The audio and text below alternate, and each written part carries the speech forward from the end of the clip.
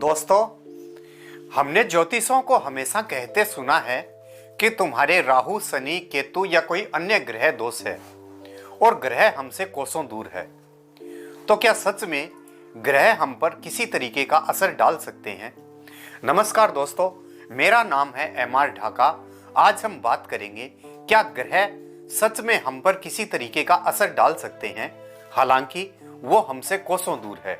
आज हम इसी बात पर चर्चा करेंगे और जानेंगे आसान भाषा में क्या ग्रह सच में हम पर किसी तरीके का असर डाल सकते हैं। इसे जानने के लिए आप वीडियो के एंड तक बने रहें। दोस्तों, हम यह तो जानते हैं कि हमारी पृथ्वी सूर्य के चारों ओर चक्कर लगाती है और कई ग्रह हैं जो पृथ्वी के चारों ओर चक्कर लगाते हैं, लेकिन पूरा ब्रह्मांड ही निरंतर गतिशील है।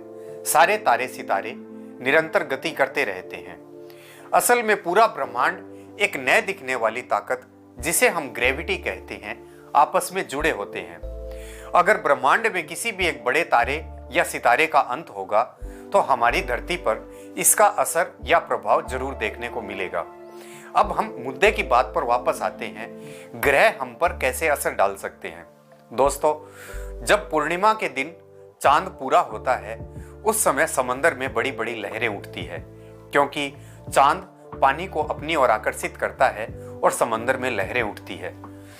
समंदर का पानी पूर्णिमा के दिन ऐसा व्यवहार करता है मानो कि पानी चांद पर ही चला जाएगा। दोस्तों, चांद पानी को अपनी ओर आकर्षित करता है तो मानव शरीर भी तो 75% पानी से ही बना हुआ है, तो मानव शरीर पर भी इसका असर जरूर मिलता है।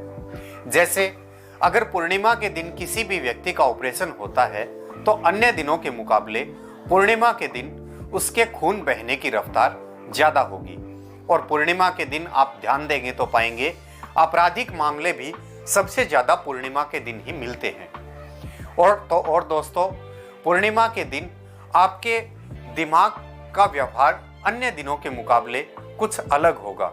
अग्रेसिव स्वभाव आपका पूर्णिमा के दिन अन्य दिनों के मुकाबले ज्यादा होगा। तो तांत्रिक विद्याओं के जानकार पूर्णिमा के दिन ही अपनी तंत्र क्रियाओं को ज्यादा करते हैं, क्योंकि पूर्णिमा के दिन माना जाता है कि नेगेटिव एनर्जी का प्रभाव हमारे बीच सबसे ज्यादा होता है। तो पूर्णिमा के दिन तांत्रिक अपनी तंत्र क्रियाओं को अंजाम देते हैं। दोस्तों, सूर्य की रोशनी हमारी पूरी धरती पर पड़ती है, लेकिन जहां पर सूर्य की रोशनी ज्यादा पड़ती है वहां के लोग अग्रेसिव स्वभाव के होते हैं। तो इससे एक बात तो सिद्ध होती है कि ग्रह हम पर किसी न किसी तरीके से असर तो जरूर डालते हैं, लेकिन मन में एक बात फिर खटकती है कि सबके लिए अलग अलग क्यों। हालांकि हम सभी एक साथ एक ही शहर में रहते हैं, तो सभी के लिए ग्रह का अलग अलग मापदंड क्यों? यानी किसी पर शनि तो किसी पर राहु भारी, ऐसा क्यों? इसे आसान भाषा में समझते हैं। आपने अक्सर देखा होगा, जब कभी तूफान आता है तो इस तूफान में हमारे आसपास बहुत से पेड़ उखड़ जाते हैं और कुछ पेड़ों की टहनियां टूट जाती है और नीचे गिर जाती है। लेकिन दोस्तों, तूफान तो सभी पेड़ों के लिए बराबर ही आता है और सभी पेड़ों के तूफान के थपेड़े बराबर ही लगते हैं। लेकिन ऐसा क्यों कि कुछ पेड़ उखड़ जाते हैं और कुछ पेड़ हैं कि अभी भी ज्यों के त्यों खड़े हैं? क्योंकि उन पेड़ों की कैपेसिटी उनके मुकाबले कुछ अच्छी होती है, तो वो अपनी जगह पर स्थिर खड़े रहते हैं। तो दोस्तों, ऐसा ही कुछ हमारे साथ में भी होता है कि कुछ ग्रह हम पर असर डाल सकते हैं तो कुछ नहीं। वो हमारे शरीर पर डिपेंड करता है। दोस्तों, आपको यह जानकारी कैसी लगी मुझे कमेंट करके जरूर बताएं।